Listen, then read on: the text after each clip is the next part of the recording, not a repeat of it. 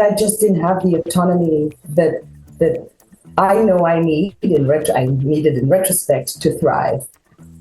So after a year in, I said, that's it. They were shocked, but I was not, because I was actually, between you and I was miserable because I wasn't enjoying it. I was busy, but for me, the work it wasn't meaningful.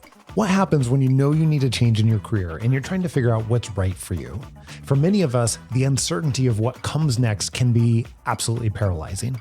On this episode, we're exploring how understanding your values and your unique strengths can become the foundation for navigating career transitions, even when you're facing moments of doubt and uncertainty. And I had to ask myself the question, do you see yourself here? I'd been confirmed for my next role. They told me where I was likely to go. You know, if within the organization, they shared their plans with me. I knew they were planning for me. And it didn't feel right for me to stay there if I didn't see a future for myself. And then besides that, as I said, I was miserable. So you one day call it, it's scary. So initially when you do it, it's very liberating. I'll tell you that. Quitting a job it's a very liberating feeling. That's Edna. After spending 19 years as a scientist with a consumer packaged goods company, she was recruited by another organization that seemed promising. They made it obvious that she was valued the entire time that she was there. She certainly was appreciated. But after just 1 year, she realized it was still a terrible cultural fit. So she made the bold decision to quit without having another job lined up. What followed is her journey through uncertainty, self-discovery, and ultimately finding work that truly aligns with her strengths and her values. There's no question you're going to hear how Edna pushed through her career change doubts. That's a routine part of any great story. But the real question is, how did she use the scientific approach to finding meaningful work, and how did she use her strengths in the process of finding an innovation leadership role, especially one that felt tailor-made for her? Okay, here's Edna again. She's explaining how her career led up to this latest transition. I have a PhD in chemistry, and I was literally hired out of the lab. I was doing my postdoc, and the company came on campus to recruit, and I interviewed, I got the job. And I honestly say I had an awesome time, because in retrospect, I change jobs every 3 to 4 years, on the most part.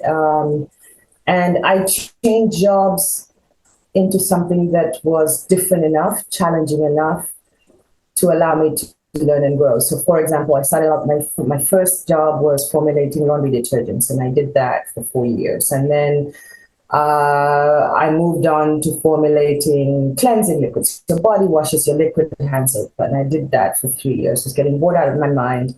I moved to formulating antiperspirants. And all of this was in North America. Okay, I think it's safe to say that her first company provided great opportunities for growth.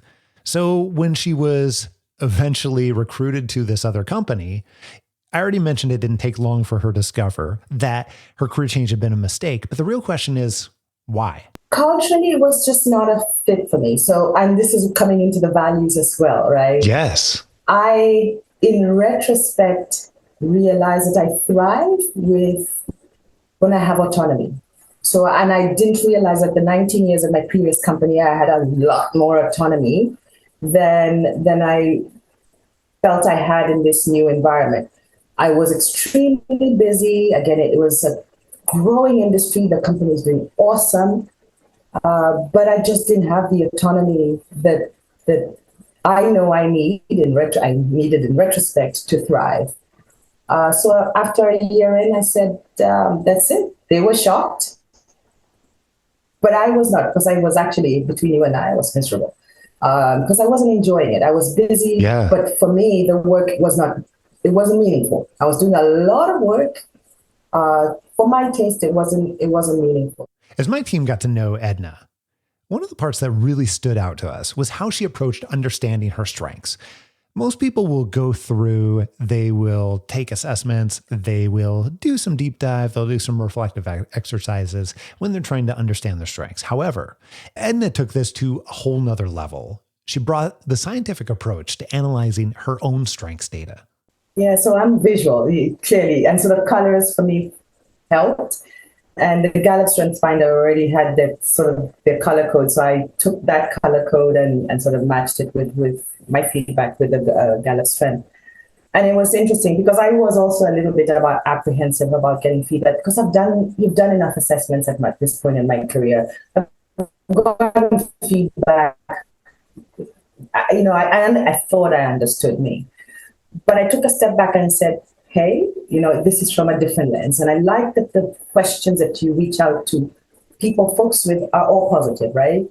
So I took the opportunity to seek feedback from people that had managed me, people whom I've managed, people who've been my peers or my stakeholders. And I did it from the US, India, and China, the scientists. So this is the scientist coming out.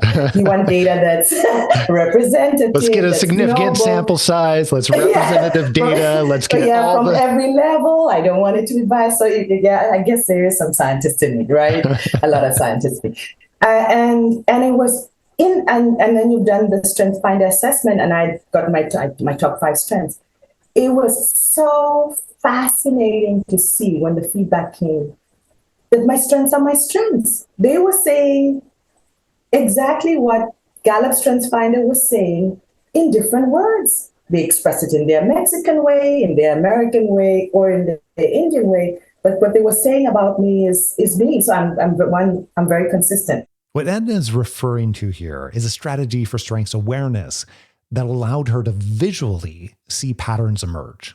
We refer to this strategy as strengths feedback analysis. The idea is you collect feedback from a variety of people and use a process to analyze what strengths people perceive as most valuable or most useful.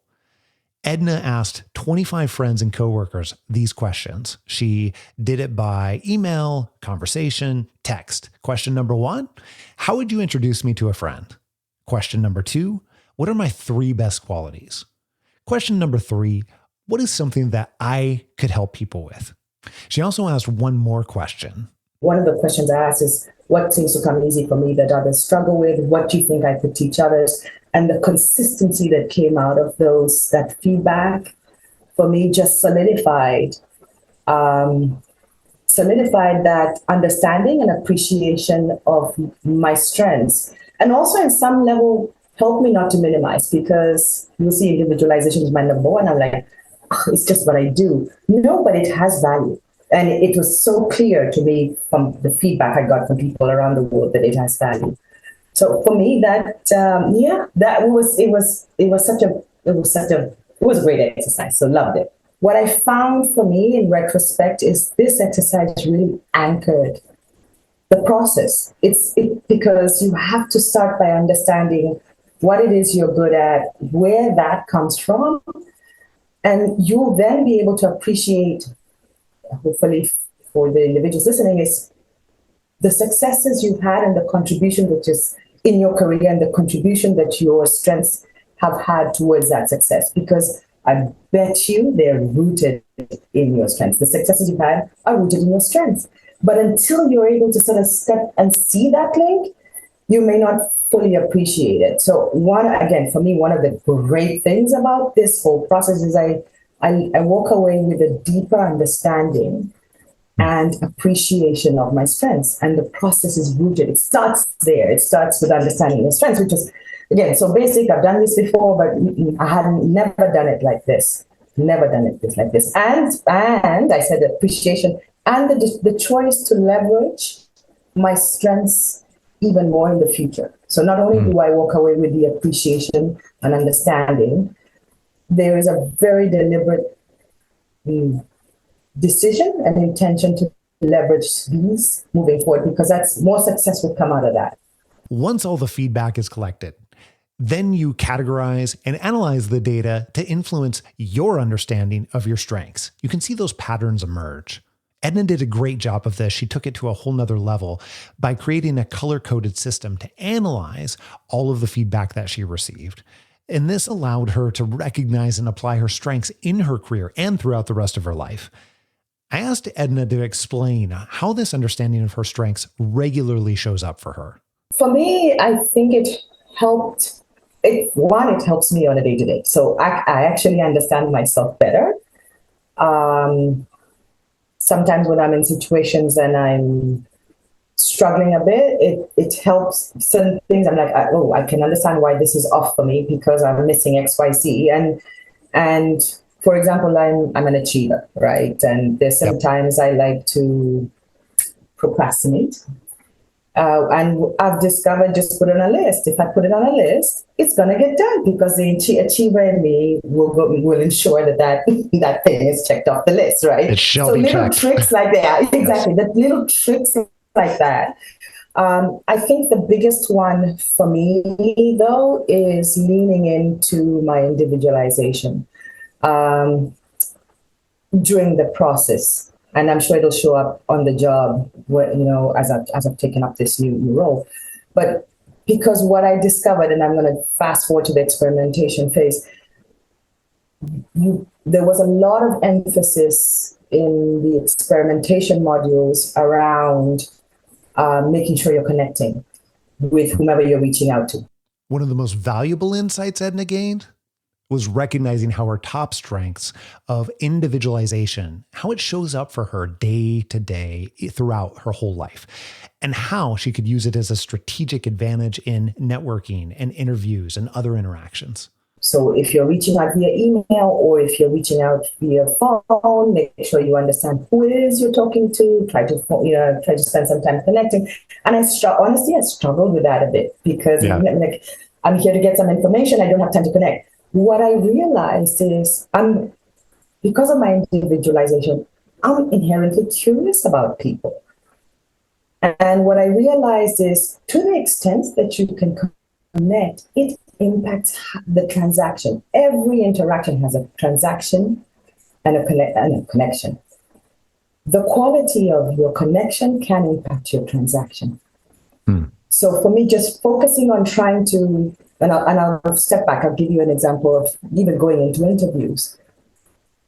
In the past, I would want to get through the interview, and interviewing usually comes quite naturally for me. But I would be so focused on the interview, and as a result of going through this process, it shifted a bit. I go in and try to understand who's on the other side of the interview. Who is this person who's talking to me? So have the conversation. The interview will happen. We know we're both here for an interview. None of us are going to forget to get that part in. But spending the time up front to connect was a shift for me, and seeing how that connection then in turn impacts how the interview happens. And I've done it, yes, within the interviewing space, but even outside, you go to a restaurant and you're waiting for a table and you're talking to the hostess. In the past, I wouldn't really bother. Tuesday party of two waiting. But now you have hey, it looks like you're busy today. How's it? Just spend a minute connecting, because that connection oftentimes impacts then the transaction. The tables come up earlier. Would you be willing to, it's just little things. And recognizing that because I'm inherently wired to connect with people. So that somehow individualization is my number one. So I would do it anyway, but being mindful of that, one, it's a strength. Two, it's not work for me.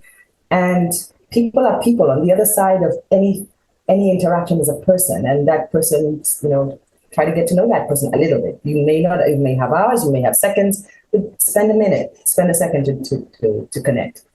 During her career transition, Edna experienced what every single career changer faces: those moments of doubt, those moments of uncertainty when it feels like nothing is happening, it's not moving fast enough, nothing is working. And she describes this challenging period. So I had a big crisis, I would say. I had one big one, and it wasn't, so I started working with them in October. About 3 months into working with the coach, I was good. With my schedules. I told you Tuesday and Thursday were set aside for getting the work done, and we got through the work. And now we go into experimentation phase. And we get into experimentation phase. I tell my coach, Ben, I think it's going to look different for me. Are you game? He's like, it's game. But what that ended up looking like was I didn't have Tuesday, things to do on Tuesday and Thursday. I mean, up until that time, I had things Tuesday and Thursdays were blocked out. I had my work to do, and I knew. So Tuesday would come, and I'm like, okay. And week 1 was fine. Week 2 was fine. Week 3, I'm like, what the heck did you just do to yourself, right? So we're about 4 months in, and things got slow. And you start to ask yourself, what are you thinking, right? So it was January. That was challenging. That was quite challenging. And I remember talking to Ben. I said, should I just start applying for jobs? Should I? And he's like, you're so close. I can't tell you where it's coming. It's going to come from, but it's going to come. And he was right. I mean, literally after that coaching session, it was a week later, and really couple of really good opportunities came my way. But I had to get comfortable just sitting in that unknown. But for me, the trigger was going from a structure to having less to do, actively do on my end. Yeah. And feeling that, and being 4 months in without a paycheck, you feel it. You start to just feel it. And even though, just start to feel that unknown of how long is this thing going to take? Eventually, Edna found an opportunity that aligned perfectly with what she had identified as important to her. In this case, it was a role in innovation leadership that provided the right types of challenge and right types of growth. What makes it a great fit is that it's an innovation. So I'm staying within research and development, which is what I love. I love working with scientists or within the science space. I am going to lead innovation. This is what I love to do. I love to lead innovation because, as I said, one of my values is learning and growth. And the beauty about innovation is that you're not doing exactly the same thing repetitively. You're constantly pushing and learning and trying it something differently or doing something totally different altogether.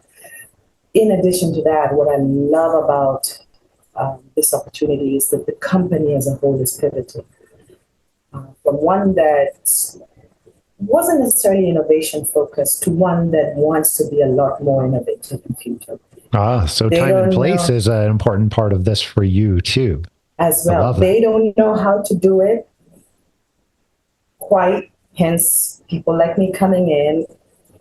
I don't know them. I don't know their segment. So we're going to have to figure it out, but they're open. So you can see how Edna came full circle from a cultural misfit at the last organization to finding not just a job that matched her skills, but an environment that truly aligned with who she is at her core. Everybody I talk to, it just feels like interviewed with this, just feels like it's it's my tribe. One of the things I told Ben along the way when in the coaching journey is that I need to find, I forgot that I said it. He said, you used to tell me you need to find your tribe. I need to find my tribe. When you're talking to them, I'm like, this is my tribe. These are my people. These are, they approach leadership and the same way that I do. This is my tribe. So very much looking forward to having the autonomy to drive, lead, shape the future of an organization that's working in a very meaningful space for me. That's changing. What I love about Edna's story is how she transformed a period of uncertainty. At the beginning of this episode, I mentioned the uncertainty. And this is what I love most about Edna's story. She transformed this period of uncertainty into an opportunity for self-discovery. By taking the time to truly understand her strengths and what she actually wanted and what she needed from her work environment, she was able to find a role that felt tailor-made for her. When you're in the middle of a career transition, a change, job search, anything, it's easy to immediately begin focusing on what job title do you want or what industry should you target. Those things are easy. But as we know, and what Edna discovered, the most important work is figuring out what ideal means to you, figuring out what extraordinary looks like. Otherwise, you're not going to get there. By getting specific and using, in this case, Edna's strengths to guide her decisions, Edna found her way to work that actually fits. And if you've listened to very many episodes of the Happen to Your Career podcast, you know that this is the entire reason our company exists, to help you find meaningful work that actually fits what you're looking for, help you build the life you want, and figure out how work fits within it. So if you're ready to take control of your career journey and find work that aligns with your strengths, we'd love to help. All you have to do is just pause this right now and drop me an email, scott@happentoyourcareer.com. Just shoot me an email, put conversation in the subject line, scott@happentoyourcareer.com. I'll connect you with my team, the specific team member who can help with your unique situation. That's all you need to do. Drop me an email right now. All right, here's what's coming up next week right here on Happen to Your Career. Don't be afraid to just make that really awkward connection. Because, if you don't, you're right where you are. And if you do, maybe after that conversation, you'll still be right where you are, but maybe you'll be somewhere further along in the road. If you've ever been in an emergency situation, you know how chaotic it can feel, especially if there's panic and distractions. Doing something like screaming, "Help, help," rarely works. What emergency responders learn is that you need to give clear, specific instructions. You in the pink shirt, call 911 right away. You in the corner, bring me a towel. This principle applies in everyday life too. If my wife asks, "Can somebody take out the trash?" and she shouts it out into the abyss of our house, my 3 teenagers will do their best to assume she's talking to a different one of them. Nobody moves. But when she says, "Camden, please take out the trash before dinner," suddenly there's clarity and action. Studies show that this specificity carries beyond emergency situations and household chores. Probably not a surprise. Knowing what you want and being extremely clear is the best way to get what you want. Because when you know what you want, it becomes easier to ask for it. And when you ask for what you want, strangely enough, you get what you want more often.